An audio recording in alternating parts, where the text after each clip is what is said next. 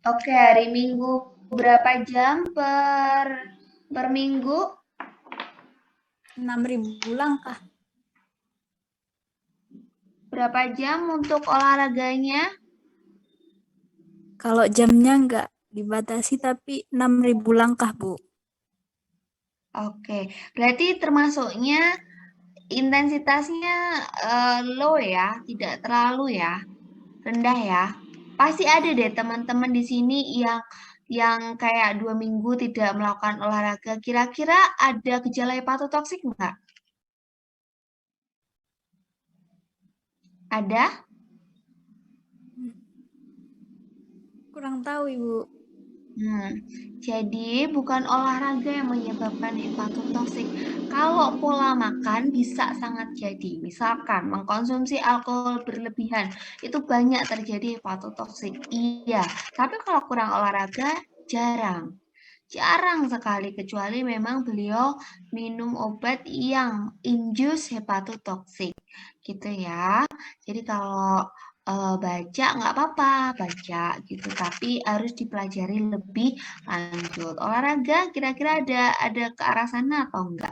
Olahraga tuh lebih ke kolesterol dan lebih ke yang fungsional yang bisa naik turun dengan cepat. Bukan yang memiliki fase recovery yang tinggi. Kalau hati itu memiliki fase recovery yang tinggi. Kalau dia belum parah, dia belum menunjukkan gejala gitu. Nah, oke, kembali ke sini. Penanda terjadinya hepatotoksik kalau SGPT, SGT tinggi. Betul, tapi tingginya seberapa tinggi? Itu yang saya tanyakan. Yang tadi saya tanyakan ketika misalnya SGOT normalnya 35 IU per liter. Kemudian dia naik jadi 37 IU, itu naik 2 poin. Apakah sudah bisa disebut pasien mengalami hepatotoksik? Kalau SGOT, SGPT 40 IU per liter normalnya katakanlah.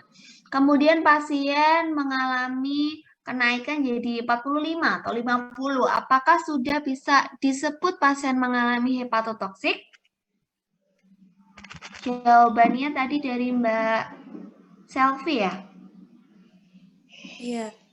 Iya, bisa jadi mungkin. Tapi bisa jadi karena faktor lain, Bu. Karena kurang olahraga. Gitu? Ya, sama pola dietnya itu. Sama pola diet yang tidak benar. Oke. Kita lagi menyebutkan obat-obatan yang menyebabkan hepatotoksik. Jadi, kesimpulannya adalah kurang tepat. Penanda terjadinya hepatotoksik adalah peningkatan SGOT dan SGPT, tetapi 3 kali lebih besar daripada normal. Aduh, mohon maaf.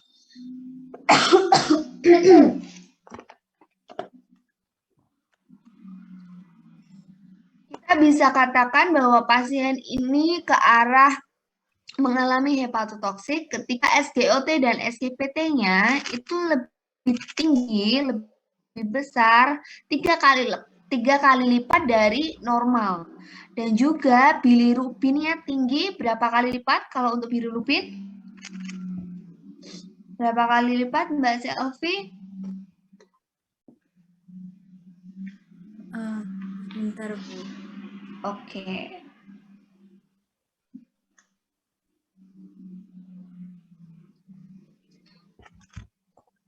Astagfirullahaladzim.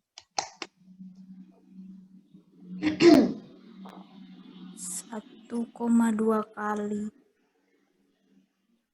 1,2 kali sudah bisa disebut hepatotoksik?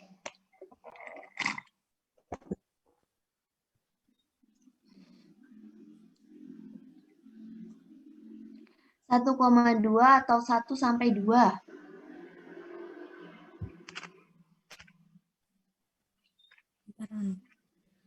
Hmm? 2.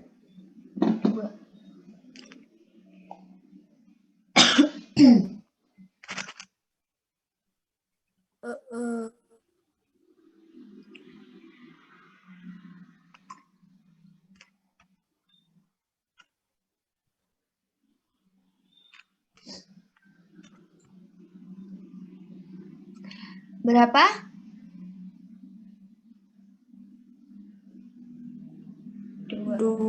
sampai 3 kali dari batas normal. Oke, jadi bilirubin yang tinggi itu 2 sampai 3 kali dari batas normal.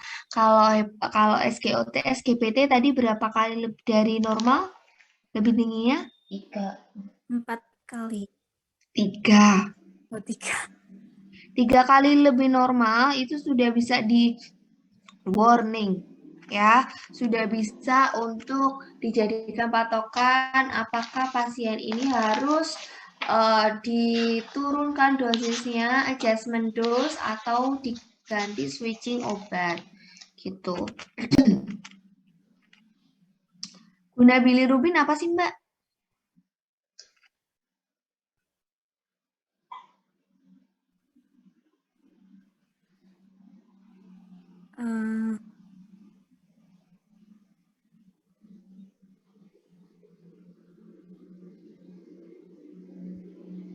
Memecah sel darah.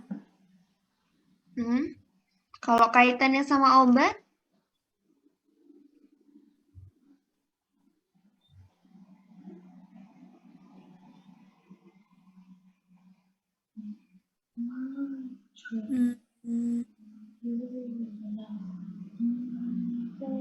Kalau kaitannya sama obat apa?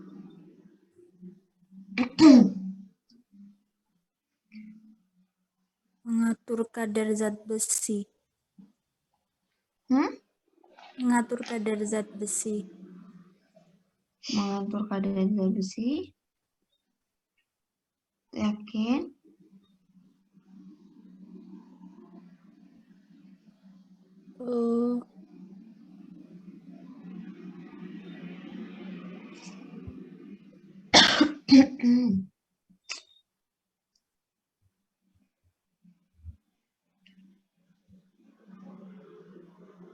Ada lagi selain mengatur kadar zat besi, Mbak?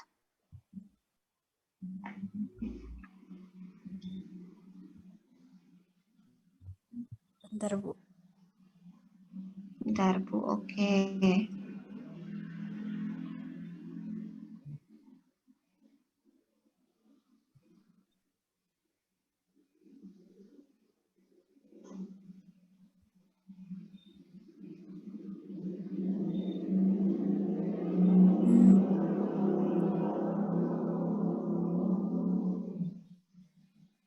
Apa sudah dapat?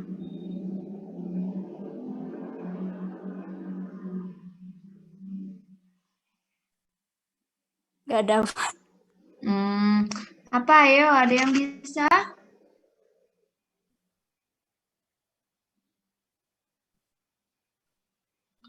Tiara izin menjawab. Monggo silahkan. Ya, kalau menurut saya terkait fungsi hati, Bu, jadi untuk indikator terkait apakah hati masih berjalan dengan normal atau tidak, Bu. Indikator hati berjalan dengan normal atau tidak. Caranya gimana? Bisa menggunakan cek bilirubin total. Hal ini terkait dengan pengukuran jumlah bilirubin yang ada di dalam darah. Bilirubin untuk apa sih, Mbak? Kalau pengetahuan saya terkait bilirubin itu, kan itu zat yang dihasilkan oleh hati. Jadi biar tahu apakah hatinya itu masih bisa berfungsi dengan normal atau tidak. Hatinya berfungsi dengan normal atau tidak. Selain itu, hubungannya sama transport, ekspresi mungkin bisa digabungkan. Oh, iya, Bu. Kalau yang saya tahu untuk bilirubin sendiri, bilirubin itu kan dari zaman SMA ketika kita belajar terkait ekspresi itu untuk pewarnaan urin. Terus pewarnaan urin dan feses itu. Terus untuk saya cari-cari tahu lebih lagi terkait fungsi bilirubin di sini juga bisa digunakan untuk mengatur kadar zat besi pada berbagai jenis protein. Jadi seperti yang sudah disebutkan Mbak Sofi. Oke. Jadi betul ya, seperti yang dikatakan Mbak Selvi dan Mbak Mila kan ya? Injih. Jadi itu tadi fungsi bilirubin untuk ekskresi dari obat itu sendiri. Ketika dia tidak bisa diekskresi dengan baik, berarti ada penyumbatan atau ketidaknormalan pada siklus bilirubinnya. Dan itu nanti jatuhnya yang akan kena adalah metabolisme dari obatnya. Seperti itu. SGOT, SGPT berpengaruh ya di sini. Oke. Kemudian selanjutnya obat-obat yang menyebabkan efek hepatotoksik ini ada mekanismenya ada 3, peningkatan ALT hepatoseluler atau peningkatan ALT, ALP, SGOT, SGPT, kolestatis. Itu obat-obatnya seperti berikut. Jadi kalau ALT itu ada obat akarbose, acetaminophen, allopurinol, amiodaron, isoniazid, risperidon, statin, tetracycline, dan lain sebagainya. Peningkatan ALT, ALP, amitriptyline, azathioprin, captopril, carbamazepine, flutamid, phenytoin, sulfanamid, verapamil, dan lain sebagainya. Untuk kolestasis itu ada koamoksiklaf. Kemarin kita sudah belajar kalau koamoksiklaf itu berarti kombinasi amoksisilin dengan asam apa? Ada yang masih ingat? Asam?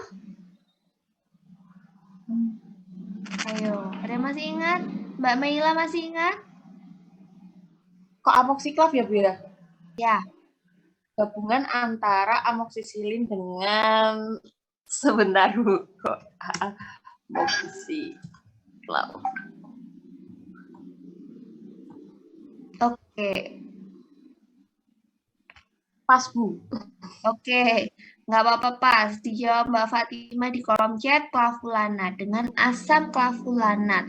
Nanti teman-teman akan belajar perbandingannya berapa banding berapa. Biasanya itu keluar di UKAI. Amoksisilinnya berapa dan asam klavulanat berapa banding berapa. Itu nanti teman-teman harus paham ya. Kemudian clopromazin, clopidogrel, kontrasepsi oral, eritromisin, estrogen, irbesatan, dan trisiklik antidepresan. Itu bisa menyebabkan hepatotoksisitas. Nah, kenapa ini bisa beda? ALT sendiri, ALT, ALP sendiri. Sebenarnya kalau misalnya kita ingin melihat ya, pasien-pasien hepatitis katakanlah. Pasien hepatitis tuh yang cenderung tinggi yang mana? SGOT apa SGPT? Nah, itu bisa dilihat kalau SGPT-nya jauh cenderung tinggi itu biasanya disebabkan oleh virus gitu. Dibandingkan ketika dua-duanya tinggi itu nanti beda. Nanti teman-teman nggak sampai itu dulu sekarang. Yang penting teman-teman tahu ini adalah contoh obat-obat yang menyebabkan efek hepatotoksisitas dengan mekanisme aksinya atau ada peningkatan di mananya gitu penandaannya. Oke, selanjutnya adalah efek toksin phenytoin. Phenytoin adalah obat yang banyak digunakan untuk penata laksaan kejang. Toksisitas phenytoin disebabkan oleh adanya kondisi-kondisi yang mengubah farmakokinetika obat. Contohnya hipoalbuminemia, kemudian ada gagal ginjal kronis, perubahan metabolisme akibat faktor-faktor genetik.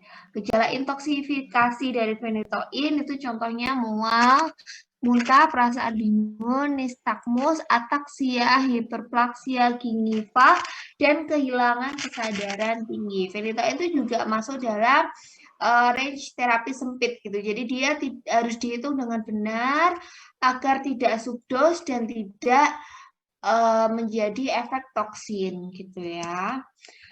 Kemudian efek toksik digoksin. Jadi efek terapi digoksin diamati dengan pemberian pada konsentrasi 1-2 mikrogram per mililiter. Toksisitas terjadi dengan dosis lebih dari 3 atau 1 mikrogram per mililiter yang bisa terjadi overdosis terapi. Jadi 5% dari kasus yang dilaporkan atau konsumsi dalam jumlah yang besar. Pada 80% episode toksik yang diamati, anoreksia adalah gejala toksisitas awal yang bisa dimanifestasikan dengan muntah.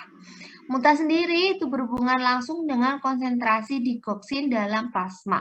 Digoksin dalam konsentrasi tinggi juga mempengaruhi penglihatan terhadap warna dan 25-67% pasien mengalami masalah neurologi terutama sakit kepala atau vertigo.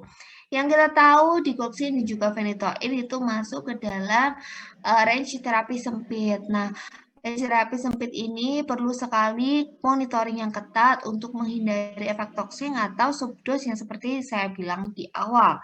Kemudian biasanya pada negara-negara maju ya, kalau kita belum sampai sana, paling cuma melihat ada tidak efeknya.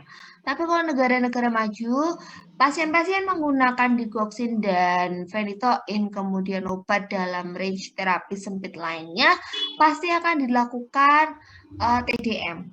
Ya, terapi drug monitor itu dilihat farmakokinetiknya, dihitung kira-kira sampai puncaknya itu berapa, kemudian waktunya untuk obat habis itu berapa, dosisnya berapa, jika harus ditingkatkan berapa, jika harus dikurangi berapa, itu sudah ada. Tapi di Indonesia belum ada. Gejala toksisitas lain itu adanya vasokonstriksi arteri, patologi muskular dan kutan akibat hipersensitivitas, kemudian trombositopenia yang berat yang hilang 7 hari setelah penghentian pemberian digoksin, kemudian gangguan terhadap estrogen akibat keasaman struktural yang dimiliki dengan metabolit digoksin. Manifestasi toksisitas pada jantung disebabkan oleh digoksin ditandai dengan irama denyut jantung yang tidak normal dan perubahan konduksi jantung. Ya Allah, tipenya luar biasa. Mohon maaf ya. Jadi kalau toksisitas pada jantung itu biasanya bisa terjadi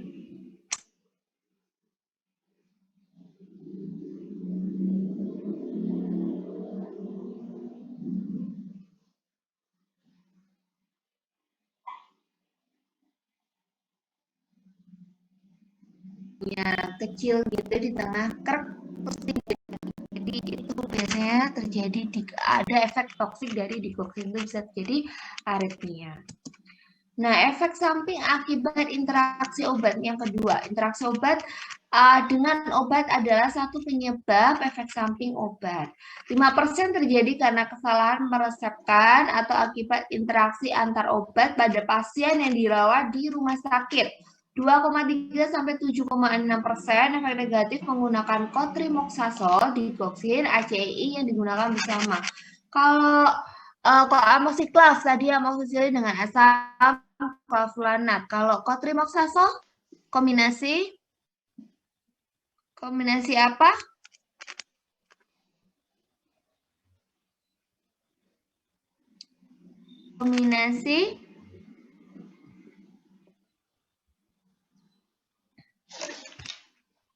Kombinasi apa? Mbak Fatima bisa ditunjuk satu temannya? Pipit, Bu. Siapa? Pipit. Puspita. Pipit. Puspita, silakan. Mbak Puspita. Ya, Bu. Sol. Kombinasi dari trimethoprim sama cotrimoxazole kan, Bu?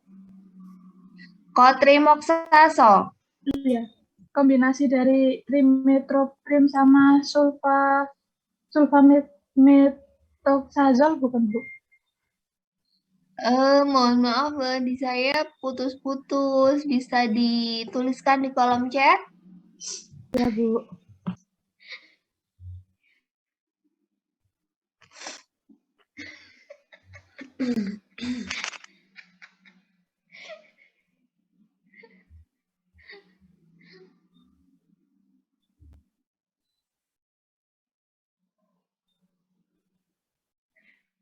Sudah, Mbak Puspita?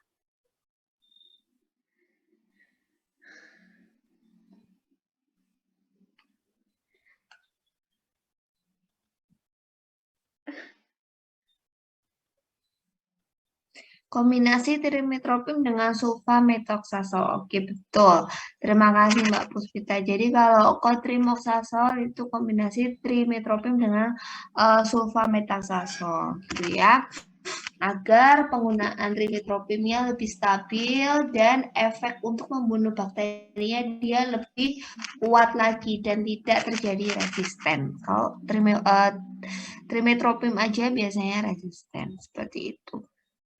Oke, polifarmasi yang berkaitan dengan jumlah diagnosis pasien, cara metabolisme atau ekskresi obat. Obat-obat yang mengalami degradasi enzim CYP450 menimbulkan risiko interaksi obat karena banyak obat yang menghambat dan mengulusi enzim CYP450. Oke, yang saya tanyakan sekarang, bagaimana sih cara mengecek ada tidaknya interaksi obat pada beberapa obat yang akan diberikan kepada pasien? Kalau teman-teman ngeceknya di mana?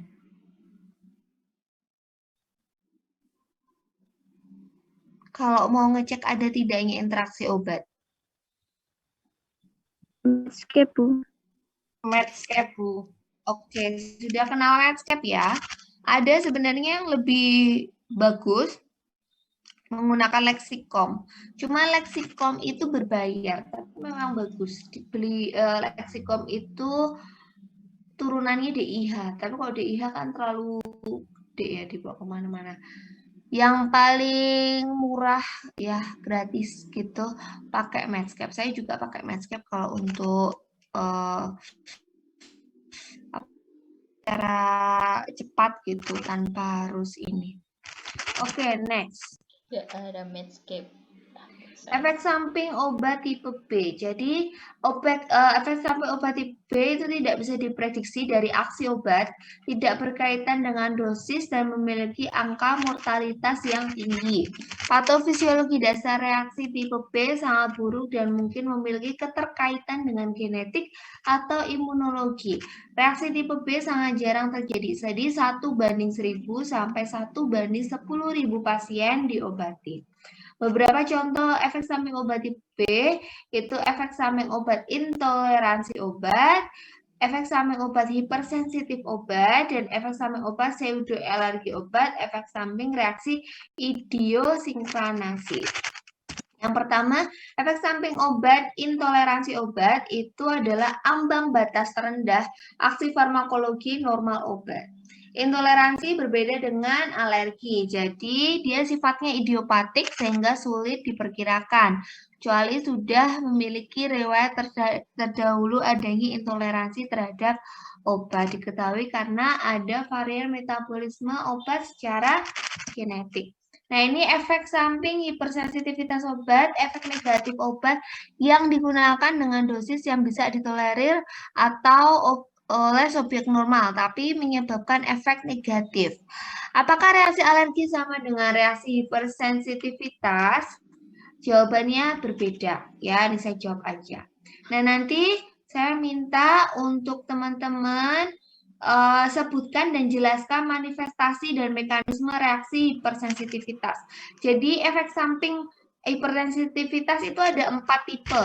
Tipe 1, 2, 3, sampai 4. Nah, silakan dijelaskan manifestasinya seperti apa dan mekanisme reaksi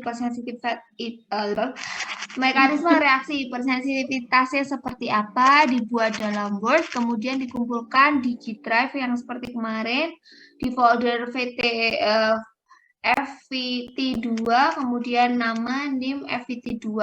Mau dikumpulkan kapan kira-kira? Hari ini atau minggu depan? Minggu depan, Bu. Sabtu, Bu, boleh? Sabtu? Minggu depan, Bu. Yang gue terserah. Minggu depan, Bu. Oke. Hari Sabtu?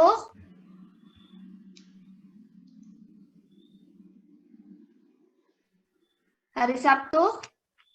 Baik. Kalau saya boleh, tapi Hari mungkin Sabtu, teman-teman Silakan dikumpulkan. Batas maksimal pengumpulannya jam 00. Nanti dikumpulkan nama NIM FVT2.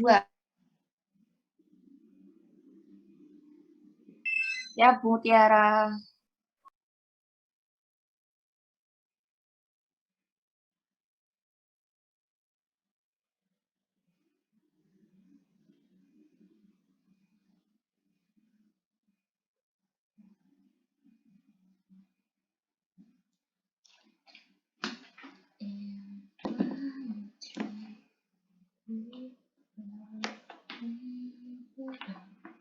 Gimana keluar?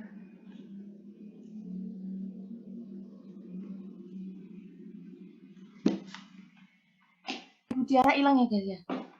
Wait, bateraiku lemah. Kalau di N nanti kalian ke M.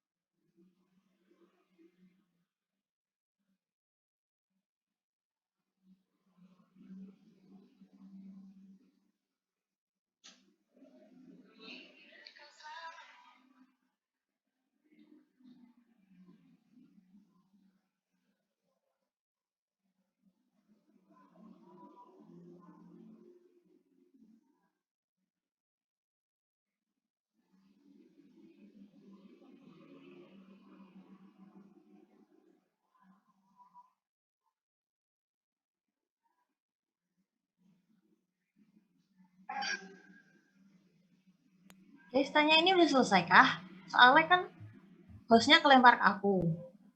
Should I end this meeting? Belum. Ibu ke Ibu kelempar, terus lagi nggak bisa masuk lagi. Terus aku nanya apa ya? Terus bagaimana Ibu? Kan nggak bisa masuk lagi. Ya. Oh, coba kenapa nggak bisa masuk lagi ya? Nah, tuh. Sinyal. Aku, bentar ya. Nggak apa-apa sih kalau kamu seenggaknya nggak ada Bu Tiara lagi jelasin, Sinjung. Emang lu? Pak Ipul lagi ngobrol. Ipul lagi. Bentar, Bu Tiaranya lagi typing, sabar ya. Oke. Jadi tugas itu Sabtu 00 berarti Minggu kan? Minggu pagi kan hitungnya? Minggu jam 00.00. Sabtu 2359. Oh, oke. Agak ambigu kalau 00. Nanti salah masuk. Sabar ya, guys. Bu Tiara typingnya panjang, kayaknya nutupnya di WhatsApp deh sebenarnya. Jadi tugas dikumpulkan hari Sabtu di jam 00.00. Hari Sabtu, ya, Ibu ingin informasi.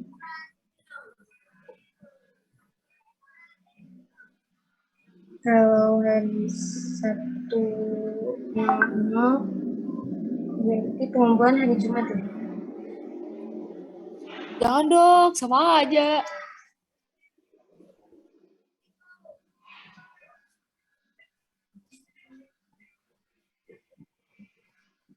Saya tutup perkuliahan malam ini melalui sini, Ji. Kurangnya saya mohon maaf. Wassalamualaikum warahmatullahi wabarakatuh. Pamela Tunjung bisa di end meeting. Sebelum itu aku pengen kamu bilang Ji lagi dong, terus Atus mirip Bu Tiara suaranya. terima kasih ya. Ji, itu sebuah apresiasi bagi saya. Ya, selamat keluar teman-teman.